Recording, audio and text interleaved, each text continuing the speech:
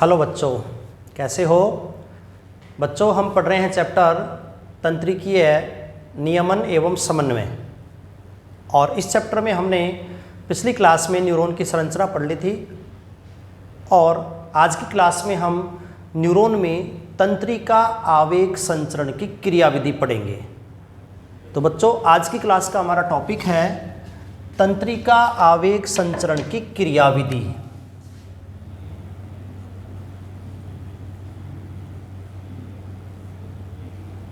तंत्रिका आवेग संचरण की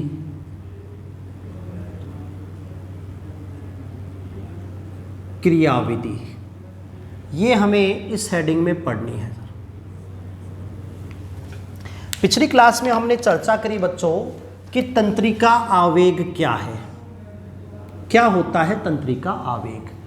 तो जब कोई भी उद्दीपन न्यूरॉन को मिलता है, उद्दीपन का मतलब है कोई भी परिवर्तन, चाहे वो शरीर के बाहरी वातावरण में हो या आंतरिक वातावरण में हो, तो उद्दीपन प्राप्त करने पर न्यूरॉन के अंदर जो विद्युत रासायनिक परिवर्तन होते हैं, इन विद्युत रासायनिक परिवर्तनों का जो योग है उसी का नाम होता है बच्चों तंत्रिका आवेग।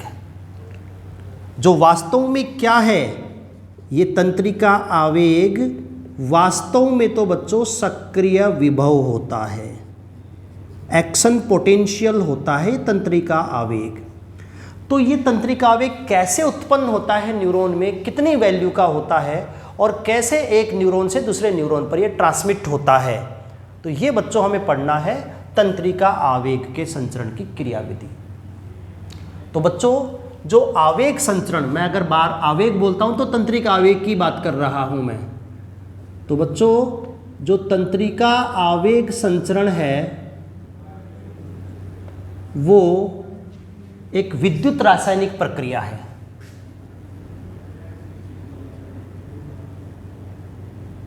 तंत्रिका आवेग संचरण जो होता है बच्चों, वो किस प्रकार की प्रक्रिया है? वो है विद्युत रासायनिक प्रक्रिया, इलेक्ट्रोकेमिकल प्रोसेस है। It is a electrochemical process. क्या है डिटेल हम पढ़ेंगे बच्चों। जो आवेग का संचरण है बच्चों, वो सदैव ऑलवेज एक दिशीय होता है। इंपॉर्टेंट लाइन है, याद रखनी है। आवेग का संचरण सदैव कैसा होता है? एक दिशीय, यूनिडायरेक्शनल होता है बच्चों। तंत्रिका आवेग का संचरण सदैव एक दिशीय, यूनिडायरेक्शनल होता है। किस दिशा में होता है? तंत्रिका आवेग को सदैव सबसे पहले ग्रहण करते हैं डेंड्रोन, या हम कह सकते हैं डेंड्राइट, सबसे पहले ग्रहण करते हैं। डेंड्राइट इस आवेग को ट्रांसफर करते हैं साइटोन को। साइटोन से इसका ट्रांसफर होता है एक्सोन के पास। एक्सोन न्यूरॉन का पश्च सिरा आ गया बच्चों। न्यूरॉन का अग्र सिरा तो डेंड्रोन था, एक्सोन न्यूरॉन का पश्च सिरा आ गया। वहां से कहां जाएगा? तो बच्चों, या तो ये एक्सोन सिनेप्स बनाता है, जिसकी चर्चा आगे करेंगे इसी टॉपिक में हम लोग। या तो ये क्या बनाता है? सिनेप्स। या फिर ये क्या बनाता है? एनएम जंक्शन, न्यूरोमस्कुलर जंक्शन, तंत्रिका पेशी संधि। तो या तो वहां जाकर खत्म होता है एक्सोन एनएम जंक्शन के पास, या फिर ये सिनेप्स पर जाकर खत्म होता है। और बच्चों, उसके बाद फर्दर अगर सिनेप्स है तो फिर फर्दर वहां शुरू हो जाएगा दूसरे न्यूरॉन का डेंड्रोन। अगर सिनेप्स है तो, अगर एनएम जंक्शन है तो पेशी पर चली गई सूचना, और अगर वहां सिनेप्स है तो फिर सूचना एक न्यूरॉन के एक्सोन से दूसरे न्यूरॉन के डेंड्रोन पर, फिर वापस वही सीक्वेंस हो जाएगा, डेंड्रोन से साइटोन, साइटोन से एक्सोन, एक्सोन से फिर सिनेप्स, फिर वापस डेंड्रोन। तो ये एक दिशीय होता है तंत्रिका आवेग संचरण। एक दिशीय ही क्यों होता है, इसकी चर्चा भी हम आगे करेंगे डिटेल से। तो ये बच्चों तंत्रिका आवेग संचरण है। हमें दो प्रकार से तंत्रिका आवेग संचरण पढ़ना है। एक तो एक ही न्यूरॉन के एक्सोन में आवेग संचरण, एक ही न्यूरॉन का जो एक्सोन है उसमें आवेग का संचरण कैसे होता है। और दूसरा हमें पढ़ना है बच्चों सिनैप्स द्वारा आवेग का संचरण। एक ही न्यूरॉन में डेंड्रोन से साइटोन, साइटोन से एक्सोन कैसे पहुंचता है तंत्रिका आवेग, और फिर एक न्यूरॉन से दूसरे न्यूरॉन पर किससे होकर पहुंचेगा, सिनैप्स के द्वारा। तो दो टुकड़ों में हम तंत्रिका आवेग संचरण को पढ़ेंगे। सबसे पहले हम बच्चों बात करते हैं एक्सोन के द्वारा आवेग संचरण।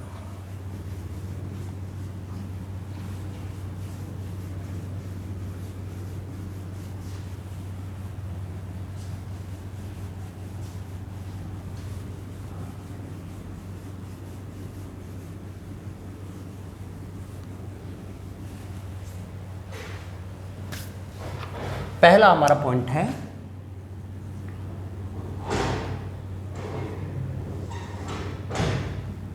एक्सोन द्वारा आवेग संचरण। एक्सोन द्वारा आवेग संचरण कैसे होगा। तो बच्चों इसको समझने के लिए हमें थोड़ा सा एक्सोन की संरचना को वापस देखना होगा कि ये जैसे साइटोन है न्यूरॉन का, जहाँ से अनेक छोटे छोटे कोशिका द्रव्य प्रवर्ध निकले रहते हैं, जिनको हम नाम दे सकते हैं डेंड्राइट्स। ओके, एक होता है लंबा कोशिका द्रव्य प्रवर्ध, ये है बच्चों एक्सोन। एक्सोन की कोशिका झिल्ली को हमने क्या नाम दिया था, एक्सोलेमा। और इसके अंदर भरा हुआ कोशिका द्रव्य को हमने क्या नाम दिया था, एक्सोप्लाज्म। झिल्ली एक्सोलीमा और जीव द्रव्य एक्सोप्लाज्म। क्लियर है। अब इस एक्सोन में आवेग संचरण कैसे होगा, तो ये बच्चों हम पढ़ते हैं 3 स्टेप में। एक्सोन के द्वारा आवेग संचरण के 3 चरण होते हैं। एक तो होता है बच्चों ध्रुवित अवस्था आवेग संचरण में, एक तो आती है ध्रुवित अवस्था पोलराइज्ड स्टेज या पोलराइजेशन स्टेज, दूसरी होती है विध्रुवित अवस्था डीपोलराइज्ड स्टेट, और तीसरी होती है पुनः ध्रुवित अवस्था रीपोलराइजेशन फेज। 3 स्टेप होती हैं एक्सोन से होकर आवेग संचरण की। 3 स्टेप होती हैं। पहली स्टेप में न्यूरॉन का एक्सोन विध्रुवित होता है, पहली स्टेप में ध्रुवित होता है पोलराइजेशन स्टेज, दूसरा ध्रुवित अवस्था हो जाता है, और तीसरा होता है पुनः ध्रुवित। क्या डिफरेंस है देखो, 1 बाय 1 पढ़ेंगे। एक जनरल पॉइंट है बच्चों, वो ये है कि न्यूरॉन सहित हमारे शरीर की जितनी भी कोशिकाएं हैं, न्यूरॉन भी उसमें शामिल है। तो उन कोशिकाओं के अंदर जो कोशिका द्रव्य है, जिसको हमने एक्सोन के लिए नाम दिया एक्सोप्लाज्म, इसमें इसमें पोटेशियम आयन की सांद्रता सदैव उच्च रहती है। कोई भी सेल हो बच्चों बॉडी में, इंक्लूडिंग न्यूरॉन, तो सेल के अंदर सदैव कौन सा धनायन ज्यादा रहेगा, पोटेशियम। सेल के बाहर का जो अवकाश है इसको हम बोलते हैं ऊतक द्रव्य। सेल के चारों तरफ जो तरल भरा रहता है उसको क्या बोलते हैं, ऊतक द्रव्य, या कह सकते हैं बाह्य कोशिकीय तरल, एक्स्ट्रा सेल्यूलर फ्लूइड शॉर्ट में कहेंगे ECF, extra cellular fluid.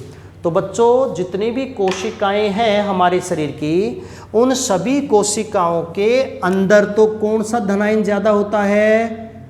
Potassium ion. और बाहर की तरफ कौन सा धनायन ज़्यादा मात्रा में होता है? Sodium ion. एक लाइन है जो आपको याद ही रखनी पड़ेगी बच्चों। ऐसा क्यों है, कारण तो मैं बता दूंगा, पर फिर भी आपको एक कॉन्सेप्ट तो ध्यान रखना ही होगा कि कोशिका के अंदर सदैव पोटेशियम आयन ज़्यादा मात्रा में होता है और कोशिका के बाहर सदैव सोडियम आयन ज़्यादा होता है। बाहर क्या है? बाह्य कोशिका तरल ECF। तो वो बात बच्चों यहाँ एक्सोप्लाज्म पर भी लागू है। न्यूरॉन एक कोशिकाई तो है, ये कोशिका के अंदर का कोशिका द्रव्य है, तो इस कोशिका द्रव्य में तो कौन सा धनायन ज़्यादा होगा? Potassium ion. और बाहर की तरफ कौन सा धनायन ज़्यादा होगा? वो होगा सोडियम आयन, ये ज़्यादा होगा। ऊपर की तरफ एरो का मतलब है मात्रा ज़्यादा है, और ये सोडियम आयन की यहाँ पर मात्रा ज़्यादा है। ऐसा होता है जनरली। अब बात यह है कि ऐसा क्यों होता है, इसको कौन मेंटेन करता है? तो ये प्रक्रिया हम पढ़ते हैं बच्चों कि आखिर प्रत्येक कोशिका के अंदर धनायन सोडियम पोटेशियम ज़्यादा क्यों है और उसी कोशिका के बाहर सोडियम ज़्यादा क्यों है, जबकि कोशिका झिल्ली के द्वारा पृथक रहती है ECF से, और कोशिका झिल्ली से होकर तो बच्चों आयनों का परिवहन होता है। तो बच्चों सबसे पहले हम बात करते हैं पहली अवस्था की, ध्रुवित अवस्था।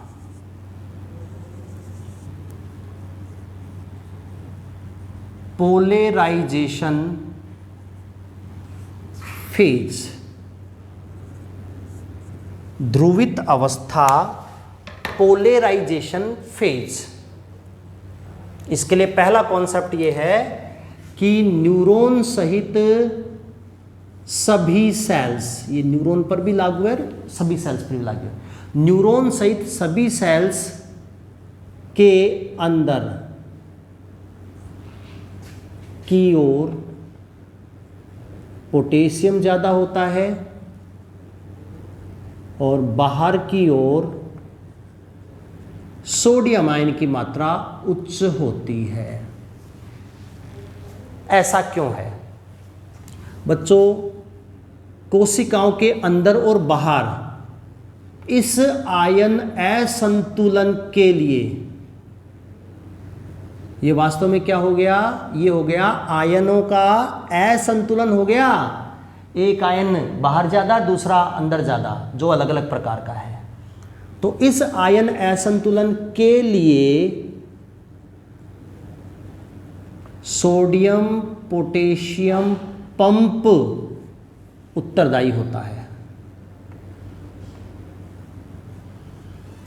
इस आयन असंतुलन के लिए कौन जिम्मेदार हो गया बच्चों? Sodium potassium pump. क्या होता है sodium potassium pump? Na pump क्या होता है? ये बच्चों सभी कोशिकाओं की कोशिका झिल्ली, सेल मेम्ब्रेन पर स्थित एक चैनल है, आयन चैनल है, जो कि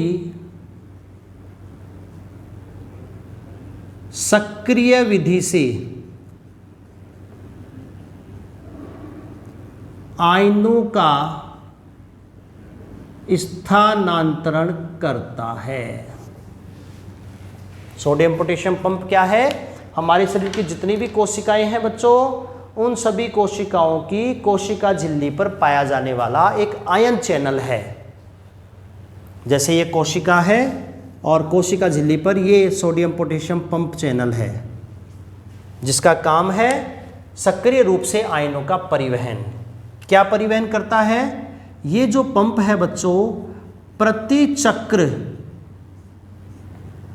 चक्र एक बार जब पंप पूरा हो जाएगा तो 3 सोडियम आयनों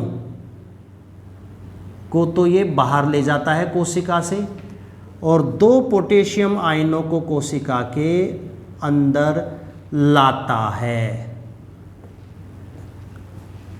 मतलब ये जो आयन है, मैंने बताया था आपको कि शुरुआत में प्रत्येक कोशिका के अंदर तो क्या है, पोटेशियम आयन ज़्यादा मात्रा में, और बाहर क्या है, सोडियम आयन ज़्यादा मात्रा में। तो बाहर सोडियम ज़्यादा क्यों, अंदर पोटेशियम ज़्यादा क्यों, इसके लिए जिम्मेदार है सोडियम पोटेशियम पंप। क्या करता है पंप, ये पंप प्रति चक्र 3 सोडियम आयनों को क्या करता है, बाहर ले जाता है, और बदले में 2 पोटेशियम आयनों को अंदर लाता है। ये लगातार काम कर रहा होता है बच्चों, चाहे विश्राम अवस्था में मेनली ये काम करता है। विश्राम अवस्था में जब कोशिकाएं कोई कार्य नहीं कर रही हैं, न्यूरॉन में उद्दीपनों का ग्रहण नहीं किया जा रहा है, न्यूरॉन से आवेग संचरण नहीं हो रहा है, तो उस समय बच्चों ये पंप सक्रिय होता है। ये पंप क्या करता है, 3 सोडियम को बाहर ले जाएगा और 2 पोटेशियम को अंदर लाएगा। इसके कारण लगातार सोडियम की मात्रा बाहर की तरफ उच्च होती जाएगी और पोटेशियम की मात्रा अंदर की तरफ उच्च होती जाएगी। यही मैंने लिखा है कि सभी कोशिकाओं के अंदर की ओर पोटेशियम ज़्यादा है, बाहर की ओर सोडियम ज़्यादा है। कारण कौन है, सोडियम पोटेशियम पंप।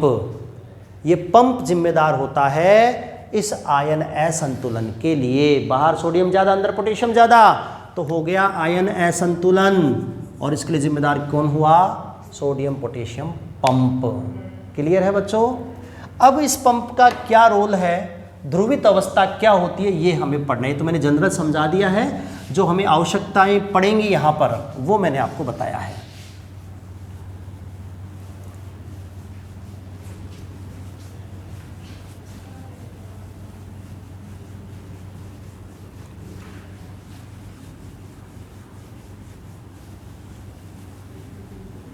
देखो बच्चों, पहली अवस्था की हम बात करते हैं,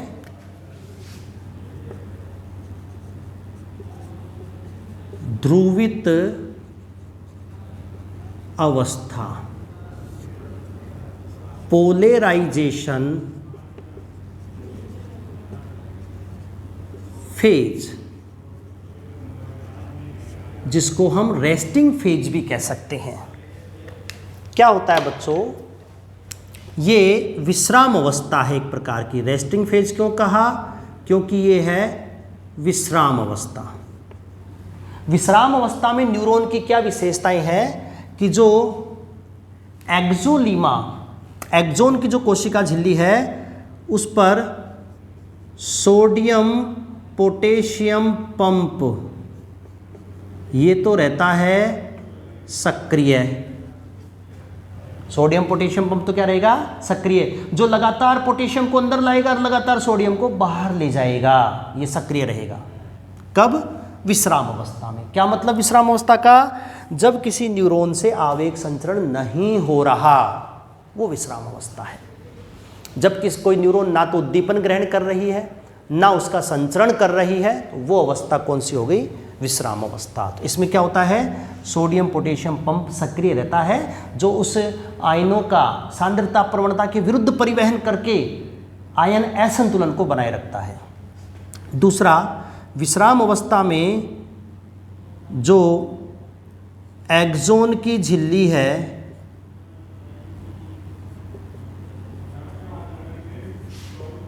वो सोडियम आयनों के लिए होती है अपारगम्य,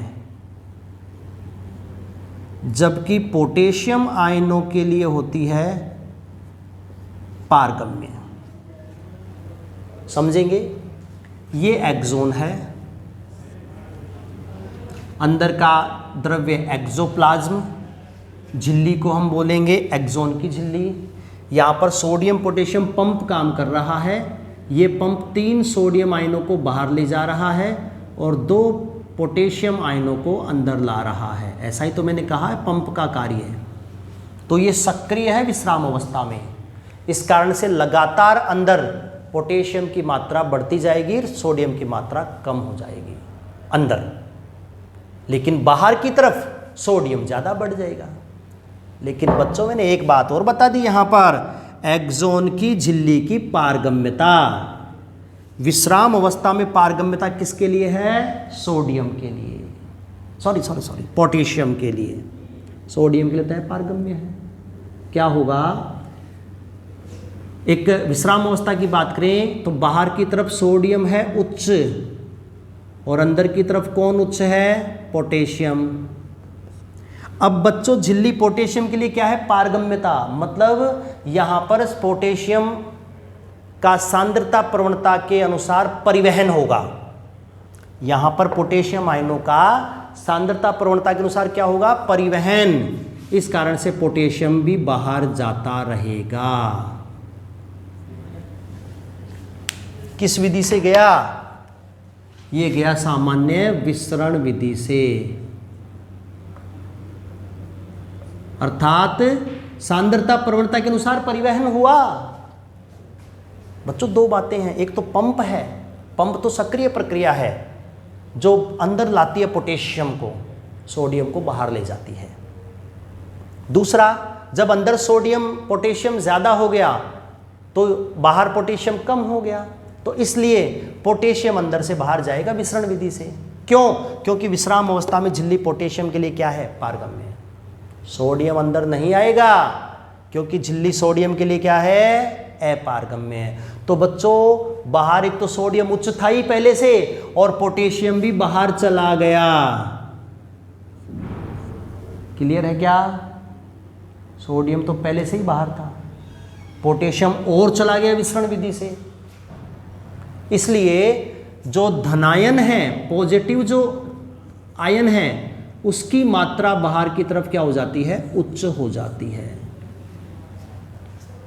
और अंदर जो है एक्सोप्लाज्म के अंदर एक तो पाई जाती है निगेटिव प्रोटीन और पाए जाते हैं क्लोराइड आयन। एक्सोप्लाज्म के अंदर क्या पाई जाती हैं? निगेटिव प्रोटीन और साथ में क्लोराइड आयन। इसलिए झिल्ली के अंदर कौन सा आयन इकट्ठा हो जाता है? ऋणावेश। तो बाहर से झिल्ली कैसी हो गई? धनावेशित हो गई। और अंदर से झिल्ली कैसी हो गई? ऋणावेशित हो गई। तो इस प्रकार की स्थिति को कहते हैं बच्चों हम ध्रुवित अवस्था। यह कहलाती है ध्रुवित अवस्था, कि जब किसी न्यूरॉन से आवेग संचरण नहीं हो रहा, न्यूरॉन विश्राम अवस्था में है, तो उस स्थिति में आवेग संचरण कैसे होगा? इसके लिए पहला पॉइंट ध्रुवित अवस्था, अर्थात कोशिका झिल्ली बाहर से कैसी हो जाएगी? धनावेशित, अंदर से ऋणावेशित। इसी को दिया गया है ध्रुवित अवस्था। और इस अवस्था में यहाँ पर जो पॉजिटिव चार्ज उत्पन्न हुआ है अंदर की तरफ, बाहर की तरफ, और अंदर की तरफ कौन सा चार्ज है? ऋणात्मक चार्ज। तो कोशिका झिल्ली के अंदर ये जो ऋणावेशित चार्ज है, इसको कहा जाता है बच्चों विश्राम कला विभव। इसको क्या कहा जाता है? विश्राम कला विभव, रेस्टिंग मेम्ब्रेन पोटेंशियल, RMP। और इसकी वैल्यू होती है लगभग -70 मिलीवोल्ट। RMP की वैल्यू क्या होती है बच्चों? लगभग -70 मिलीवोल्ट होती है, -70 मिलीवोल्ट। क्लियर है? क्यों हुआ अंदर से नेगेटिव बाहर से पॉजिटिव? क्योंकि बाहर सोडियम था, पोटेशियम और चला गया, तो बाहर तो धनावेशित आ गया। अंदर निगेटिव प्रोटीन है, क्लोराइड आयन है, इनकी वजह से अंदर निगेटिव आवेश चला गया। तो अंदर जो आवेश उत्पन्न हुआ है एक्सोलीमा के, उस अंदर वाले आवेश को अपन क्या बोलते हैं? विश्राम कला विभव बोलते हैं, रेस्टिंग मेम्ब्रेन पोटेंशियल बोलते हैं। ये मेम्ब्रेन इस बात को सूचित करता है कि न्यूरॉन कैसी है? विश्राम अवस्था में, अर्थात न्यूरॉन से किसी भी प्रकार के आवेग का संचरण नहीं हो रहा है। और विश्राम अवस्था के न्यूरॉन को ही अपन क्या बोलते हैं? ध्रुवित अवस्था, पोलराइजेशन फेज। समझ में आ गया क्या बच्चों? उम्मीद करता हूं आपको अच्छे से समझ में आ गया होगा कि आवेग संचरण में विश्राम अवस्था क्या होती है। विश्राम अवस्था का मतलब है न्यूरॉन से कोई आवेग संचरण नहीं हो रहा। इसके लिए मैं एक छोटा सा लाइन डायग्राम यहाँ पर ड्रॉ कर देता हूँ। पहले नंबर की फेज विश्राम अवस्था के लिए, जैसे ये मैंने बना दिया बच्चों एक एक्सॉन की कोशिका झिल्ली, जिसको हम एक्सोलीमा कह सकते हैं। तो ये मैंने जो ड्रॉ की है, ये झिल्ली तो क्या है बच्चों, एक्सोलेमा, और अंदर भरा हुआ कोशिका द्रव्य क्या है बच्चों, एक्सोप्लाज्म। एक्सोप्लाज्म, ये डायग्राम किस अवस्था का मैं बनाना चाह रहा हूं, ये मैं बनाना चाह रहा हूं बच्चों विश्राम अवस्था का।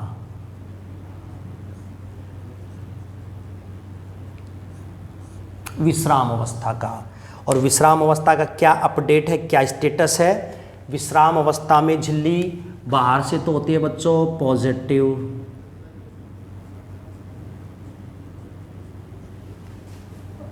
पूरी परिधि पर हम बना सकते हैं, बाहर से तो पॉजिटिव और अंदर से कैसी होगी, नेगेटिव। अंदर से नेगेटिव।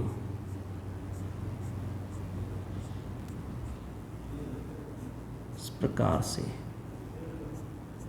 ठीक है। क्यों हुई, कारण मैंने अभी आपको स्पष्ट कर दिया, क्योंकि बाहर की तरफ तो सोडियम आयन बहुत ज्यादा मात्रा में है और पोटेशियम चले गए विसरित होकर, इसलिए झिल्ली बाहर से पॉजिटिव और अंदर से नेगेटिव। क्लियर है? इसको कहा जाता है विश्राम अवस्था। ये एक्सोन है और इस एक्सोन को बच्चों हम 3 भागों में बांट लेते हैं समझने के लिए। एक्सोन के मैंने 3 पॉइंट बता दिए हैं, इसको बिंदु ए कहेंगे, इसको बिंदु बी कहेंगे और इसको बिंदु सी कहेंगे। इस प्रकार से ये एक्सोन के 3 भाग हैं। और विश्राम अवस्था में तीनों के तीनों भाग कैसे हैं, ध्रुवित। पॉइंट ए भी ध्रुवित है, बाहर से पॉजिटिव अंदर से नेगेटिव। पॉइंट बी भी ध्रुवित है और पॉइंट सी भी कैसा है, ध्रुवित है। तो ये तो था बच्चों पहला पॉइंट, ध्रुवित अवस्था। अब हम बात करते हैं स्टेज नंबर 2, वो है विध्रुवित अवस्था।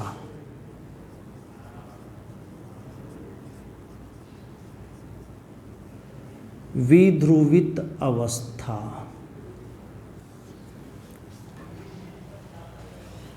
डीपोलराइजेशन। Depolarisation phase. पहले थी ध्रुवित अवस्था, अब क्या होगी, विध्रुवीय अवस्था। क्या होगा इसमें? इसमें बच्चों ये होगा कि न्यूरॉन पर डाला जाएगा उद्दीपन। न्यूरॉन ने क्या ग्रहण किया, उद्दीपन। और जैसे ही न्यूरॉन उद्दीपन ग्रहण करेगी तो वह सक्रिय विभव उत्पन्न करेगी, और सक्रिय विभव उत्पन्न करके कैसी हो जाएगी, विध्रुवित। कैसे होगा, पहले टर्म याद रखना है कि उद्दीपन जब प्राप्त होता है तो न्यूरॉन सक्रिय, न्यूरॉन सक्रिय होगी तो सबसे पहले जो सोडियम पोटेशियम पंप है वो निष्क्रिय हो जाएगा। जो कि विश्राम अवस्था में सक्रिय था तो पंप क्या हो जाएगा, निष्क्रिय। ये पंप क्या कर रहा था, इन आयनों की जो असंतुलन है इसको बनाए रख रहा था। बाहर पोटेशियम को कम कर रहा था अंदर लाकर, और बाहर सोडियम को बढ़ा रहा था। तो क्या होगा, सबसे पहले पंप निष्क्रिय है। इसके बाद जो झिल्ली की पारगम्यता है वो बदल जाएगी। झिल्ली की पारगम्यता क्या हो जाएगी, परिवर्तित। क्या परिवर्तित हुई, झिल्ली सोडियम आयनों के लिए तो क्या हो जाएगी, पारगम्य। पहले कैसी थी, अपारगम्य थी विश्राम अवस्था में सोडियम के लिए, और पोटेशियम आयनों के लिए हो जाएगी अपारगम्य। पोटेशियम के लिए तो क्या हो गई, अपारगम्य। अर्थात पोटेशियम अब बाहर जो जा रहा था वो नहीं जाएगा। और सोडियम के लिए क्या हो गई, पारगम्य, अर्थात सोडियम जो ज़्यादा था बाहर से अंदर आ जाएगा। तो ये 3 घटनाएं होंगी कब, जब न्यूरॉन विध्रुवित होती है। कब, जब उद्दीपन आता है। तो सेकंड फेज का डायग्राम मैं यहां बनाता हूं बच्चों, वो है एक्टिव फेज, या कह सकते हैं उद्दीपन की उपस्थिति में, उद्दीपन की उपस्थिति में क्या चेंजेस होगा? चित्र बनाना है बच्चों वैसे ही। ये तो मैं बना रहा हूं एक्सोलीमा,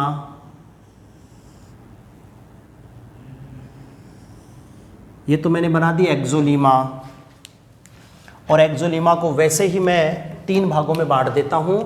एक्सोलीमा का ये point A, point B and point C, ये एक्सोलीमा के पॉइंट्स हैं बच्चों। ये एक्सोलीमा का पहला भाग है, इसको पॉइंट ए नाम दिया था, दूसरा भाग पॉइंट बी नाम देंगे, तीसरा भाग पॉइंट सी नाम देंगे।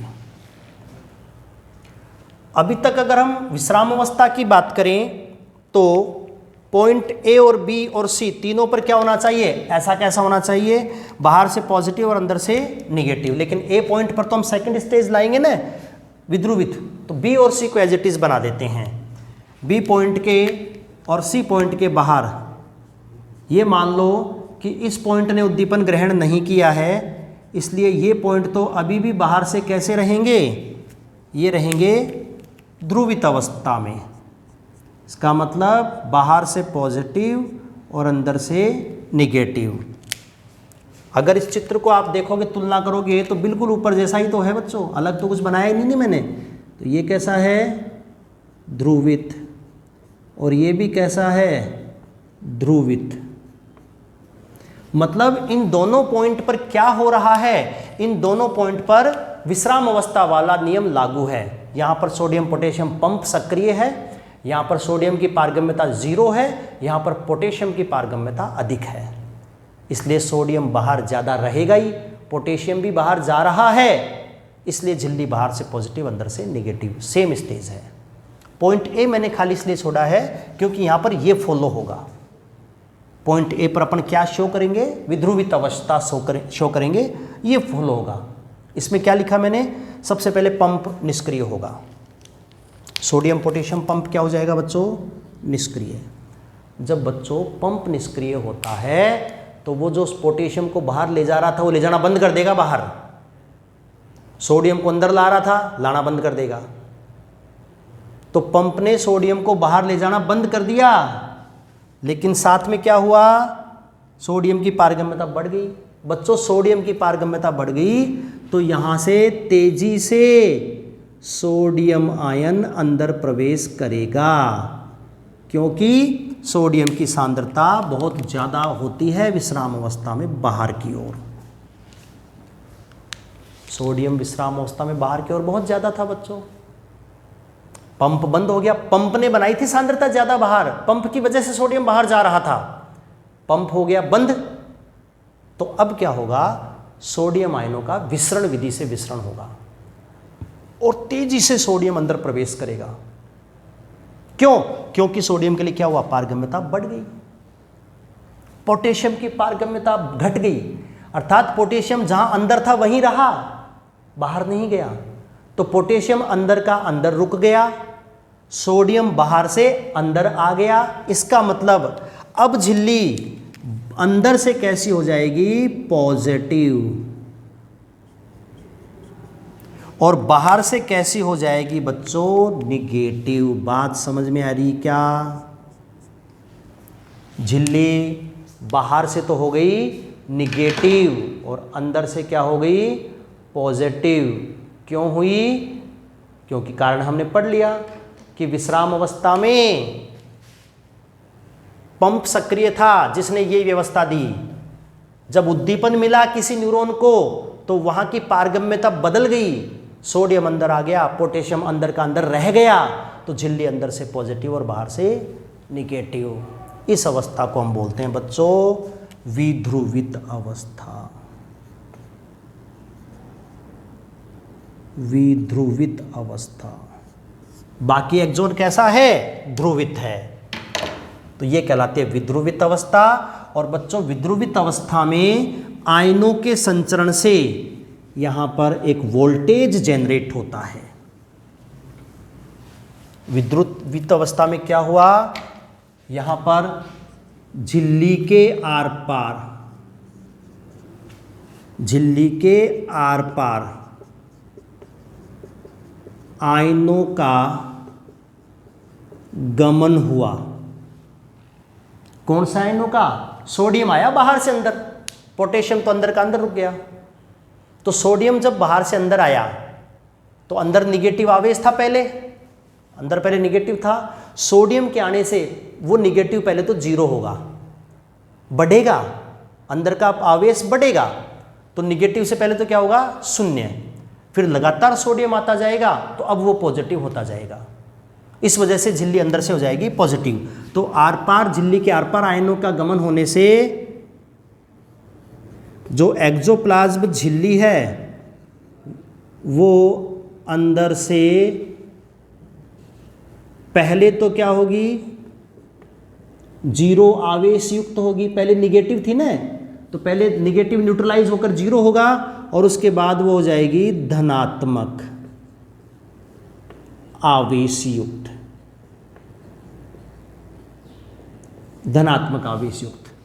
यहां पर जो धनात्मक आवेश उत्पन्न हुआ इसी का नाम है सक्रिय विभव, और इसी सक्रिय विभव का नाम है तंत्रिका आवेग। तो इस प्रकार बच्चों न्यूरॉन के एक्सोन पर तंत्रिका आवेग उत्पन्न होता है। तो ये कहलाती है बच्चों विध्रुवित अवस्था। क्लियर है क्या? हम बात कर रहे हैं एक न्यूरॉन से होकर आवेग का संचरण कैसे होगा। सबसे पहले हम बात करते हैं विश्राम अवस्था में, और विश्राम अवस्था में पूरा जो एक्सोन है वो कैसा है? वो है ध्रुवित। विश्राम अवस्था का मतलब कैसा है? वो ध्रुवित है। झिल्ली बाहर से पॉजिटिव, अंदर से नेगेटिव। उसके बाद आया उद्दीपन। तो उद्दीपन किसी एक पॉइंट के लिए आया, तो वह एक पॉइंट जो ए पॉइंट है वो कैसा हो गया? यहाँ पर विध्रुवित। ये कहलाती है उद्दीपन उपस्थिति में। अब पॉइंट ए हुआ है, ए के बाद बी भी होगा, बी के बाद सी भी होगा। कैसे होगा? ये इस प्रकार से आवेश का स्थानांतरण होगा। ये आवेश ऐसे मूव करेगा और यहां पर अवस्था आ जाएगी पहले वाली, जिसका नाम है नंबर 3 पुनः ध्रुवित अवस्था।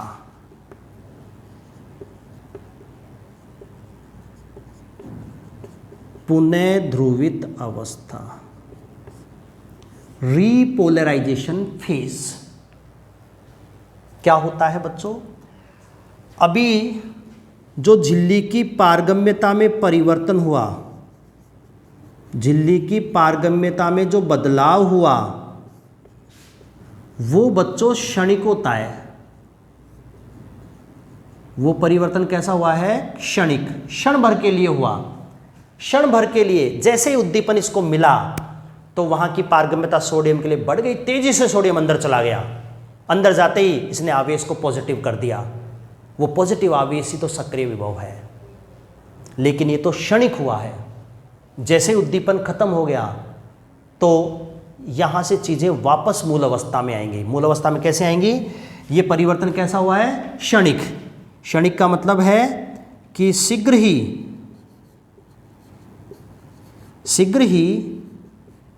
ए पॉइंट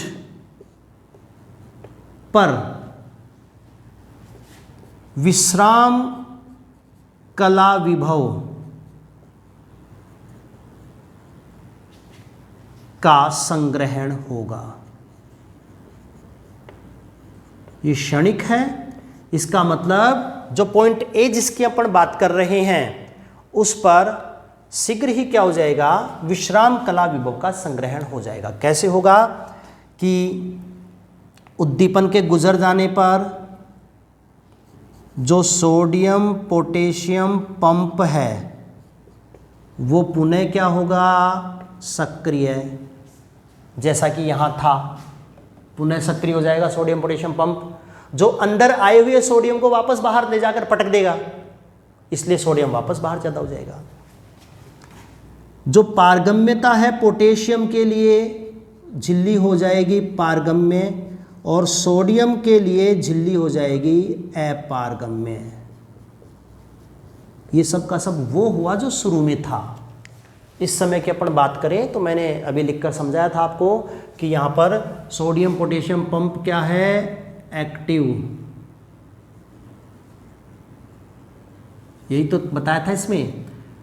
सोडियम पोटेशियम के लिए झिल्ली पारगम्य, सोडियम के लिए झिल्ली अपारगम्य, ये बताया था मैंने आपको, जिसकी वजह से यहाँ पर पॉजिटिव आवेश बाहर की तरफ और अंदर निगेटिव आवेश। जैसे ही उद्दीपन इसने प्राप्त किया तो ए पॉइंट पर पारगम्यता बदली तो यहाँ पर जनरेट हो गया सक्रिय विभव। यहाँ पर जो वोल्टेज जनरेट हुआ है अंदर की तरफ, जो पॉजिटिव आवेश उत्पन्न हुआ है, इसका नाम है बच्चों सक्रिय विभव, एक्शन पोटेंशियल, और वास्तव में इसी को बोलते हैं तंत्रिका आवेग। लेकिन जैसे ही उद्दीपन समाप्त हो गया तो ए पॉइंट पर वापस क्या होगा, विश्राम कला विभव, निगेटिव आवेश संग्रहित होगा। क्यों? क्योंकि उद्दीपन की समाप्ति पर पंप सक्रिय हो जाएगा, पंप सक्रिय, पोटेशियम के लिए पारगम्य था, पोटेशियम के लिए पारगम्य और सोडियम के लिए अपारगम्य, मतलब ये वाली स्थिति आ जाएगी ए पॉइंट पर। कैसे, मैं समझाता हूं। ये मैंने ड्रॉ किया है एक्सोलेमा, थोड़ा सीधा कर देते हैं इसको बच्चों। ये एक्सोलेमा क्लियर है। एक्सोलेमा को वैसे 3 पॉइंट्स में डिवाइड कर लेते हैं हम, point A, point B and remaining point सी।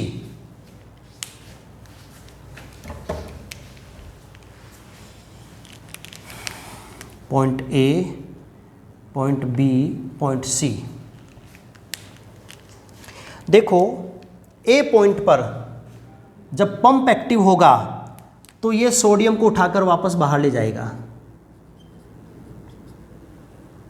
और पोटेशियम को अंदर लाएगा।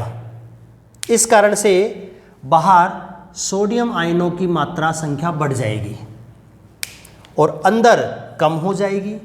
तो झिल्ली अंदर से वापस कैसी हो गई, ऋणावेशित, जैसे कि शुरू में थी। झिल्ली अंदर से ऋणावेशित और बाहर से धनावेशित। तो इस अवस्था को अपन क्या नाम देंगे बच्चों, इस पॉइंट ए को हम नाम देंगे पुनः ध्रुवित अवस्था।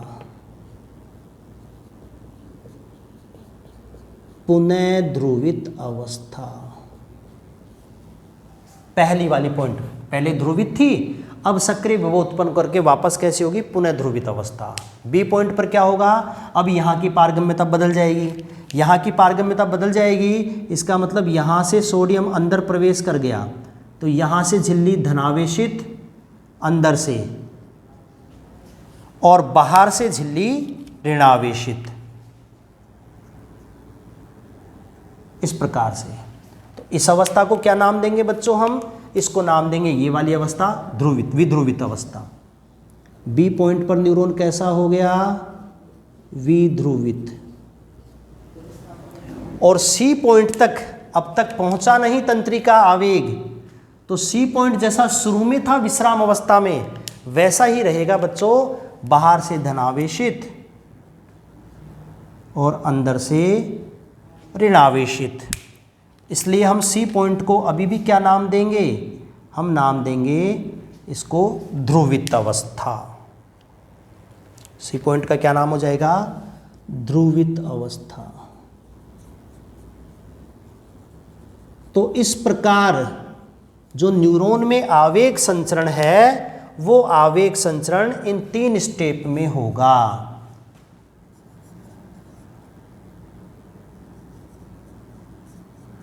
पुनः ध्रुवित अवस्था,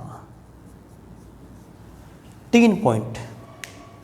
कौन कौन से पॉइंट है, 3 स्टेजेस, ध्रुवित अवस्था, विध्रुवित अवस्था और पुनः ध्रुवित अवस्था। मैं वापस ब्रीफली रिवाइज कर देता हूँ। वैसे तो लेक्चर का समय हो गया है बच्चों, पर मैं 2 मिनट में वापस रिवाइज करवा देता हूँ। आप थोड़ा सा एक बार देख लेंगे फटाफट से कि तंत्रिका जो आवेग संचरण है, उस तंत्रिका आवेग संचरण कैसे होता है। मैंने बता दिया 3 स्टेप में होता है। पहली स्टेप ध्रुवित अवस्था, फिर विध्रुवित, फिर पुनः ध्रुवित। ध्रुवित अवस्था का मतलब ये है कि विश्राम अवस्था में कोशिका झिल्ली बाहर से पॉजिटिव और अंदर से निगेटिव, इसको बोला जाता है ध्रुवित अवस्था। अब ये ऐसी क्यों है बाहर से, उसके लिए जिम्मेदार है सोडियम पोटेशियम पंप, ये पारगम्यता, ये इसके लिए जिम्मेदार है। जैसे ही न्यूरॉन को उद्दीपन मिलता है तो अवस्था आती है विध्रुवित अवस्था। उद्दीपन के कारण झिल्ली अंदर से पॉजिटिव बाहर से नेगेटिव, तो यहाँ अंदर पैदा हुआ सक्रिय विभव, और इसी सक्रिय विभव का नाम होता है तंत्रिका आवेग।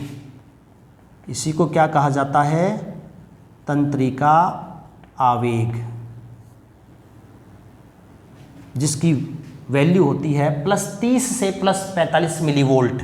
तो ये है विध्रुवित अवस्था, ये वाली विध्रुवित अवस्था, नाम हमने लिख दिया यहाँ पर। परिवर्तन क्षणिक हुआ, मतलब पारगम्यता क्षणिक बदली, उसके बाद मूल अवस्था आ जाएगी पहले जैसी। मूल अवस्था का आना ही क्या है, पुनः ध्रुवित अवस्था। तो मैंने लास्ट के डायग्राम में समझा दिया है कि पॉइंट ए पुनः ध्रुवित अवस्था को बता रहा है, अर्थात आवेग उत्पन्न करके इसने आगे भेज दिया और वापस विश्राम अवस्था में चला गया। अभी वर्तमान में पॉइंट बी पर आवेग उत्पन्न हो रहा है और सी पॉइंट अभी बचा हुआ है जिस पर आवेग उत्पन्न होना बाकी है। तो आवेग संचरण जो है वो इस प्रकार से वेव के जैसे होता है। एक पॉइंट पर वेव आई, पॉइंट बी पर चली गई तो ए पॉइंट नॉर्मल, अब बी से वेव सी पर जाएगी तो बी नॉर्मल हो जाएगा। तो तंत्रिका आवेग आगे बढ़ता जाता है और पीछे वाले जो पॉइंट हैं वो विश्राम अवस्था की ओर जाते रहते हैं। इस प्रकार से ये था बच्चों न्यूरॉन के एक्सोन में आवेग संचरण। इस चित्र से मैं समझता हूँ आपको सब क्लियर हो जाएगा कि कैसे आवेग संचरण होता है। तो आप इसको पढ़ लेंगे और फिर भी नहीं समझ में आए तो आप मेरे से कंसल्ट कर लेंगे। इसके बाद जो बचा हुआ है इसमें टॉपिक वो हम अगली क्लास में पढ़ेंगे बच्चों। थैंक यू बच्चों।